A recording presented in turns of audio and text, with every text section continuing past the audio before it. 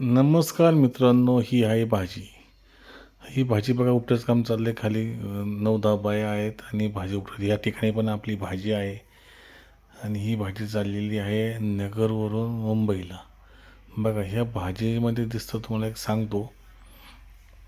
तर ह्या भाजीमध्ये बघा ही जुडी बघा आता तुम्ही. ही जुडी छोटी आहे. ही भाजी त्याने मुंबईला जायची म्हणून भाजी जुडी छोटी बांधलेली बघा किती छोटी दिसते. हा एका मुठीमध्ये बसलेली जुडी आहे. आणि ही भाजी जर इतर ठिकाणी न्यायची असली तरी ह्या दोन भाजीची एक जोडी बांधतात. ह्या दोन्ही भाज्या एकत्र करतात आणि ही जोडी बांधतात. पण ही भाजी मुंबईला जायची म्हणून मी त्यांना विचारलं तर ही अशी बांधतात, मुंबईला अशी भाजी लागते म्हणली. तर आपल्याला काही फरक पडत नाही कारण की आपण भाजी त्यांना उक्ती दिलेली आहे. ते उक्ती कधी कधी मोठ्या बांधतात, कधी बारीक बांधतात. ही भाजी मुंबईला चालली म्हणून त्यांनी अशा जोड्या बांधलेल्या आहेत. पण ही भाजी नगरून मुंबईला चालली. बघा भाजी पण किती छान आहे. पण ही छोटी जोडी मलाच खूप छोटी वाटते. कशी विकणार त्यांचं त्यांना माहीत.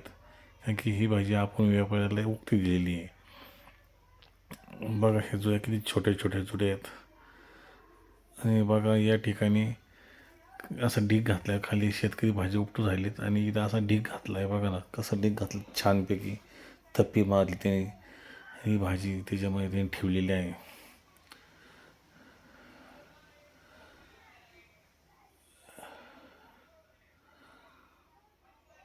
आपण रेनपापावर ही भाजी केली होती आणि याला काही एक दोनदा पाणी दिलं. तसं पावसावर चाललेली भाजी आहे.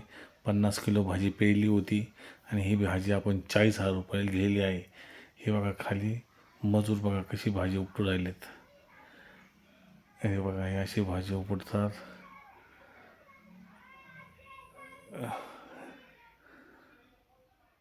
9 लोक आहेत. एक छोटी मुलगी आली त्यांच्या संगे.